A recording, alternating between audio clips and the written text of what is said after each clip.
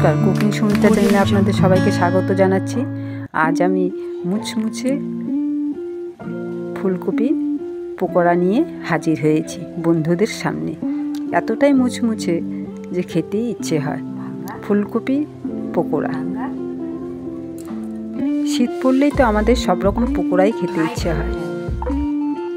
ফুলকপি, বাঁধাকপি, বেগুন, অনেক কিছু। আমি এখানে ফুলকপির পকোড়া আপনাদের দেখাচ্ছি। এখানে আমি গোটা একটি ফুলকপি নিয়েছি, ছোট ছোট করে কেটে একটু লবণ একটু জল দিয়ে সেদ্ধ করে নেব। ঢাকা দিয়ে 1 মিনিটের মতন সেদ্ধ করে নেব। এখানে একটি মিক্সিং বল নিয়েছি, হাফ বাটি আটা,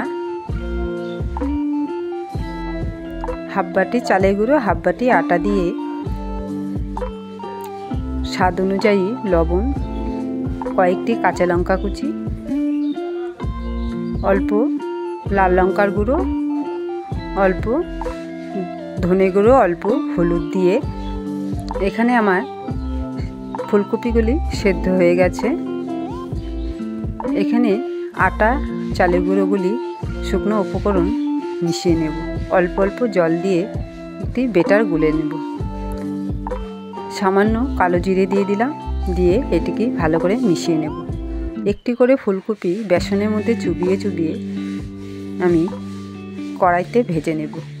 কড়াইতে সাদা তেল দিয়েছি, তেলটি গরম হয়ে গেছে। এখানে আমি একটি একটি করে ফুলকপি দিয়ে দেব, ভেজে নেব।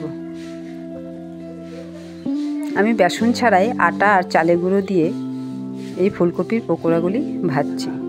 আপনারা চাইলে অন্য কিছু দিয়েও ভাজতে পারেন। বন্ধুরা, আশা করছি এই ভিডিওটি আপনাদের খুবই ভালো লাগবে। দেখে আমার চ্যানেলটিকে অবশ্যই লাইক, কমেন্ট, শেয়ার করে দেবেন। আর অবশ্যই সাবস্ক্রাইব করে দেবেন আমার চ্যানেলটিকে।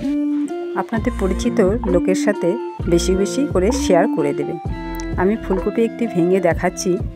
ভেতরটা সফট, ওপরটা মুচমুচে, খুবই টেস্টি খেতে। ধন্যবাদ।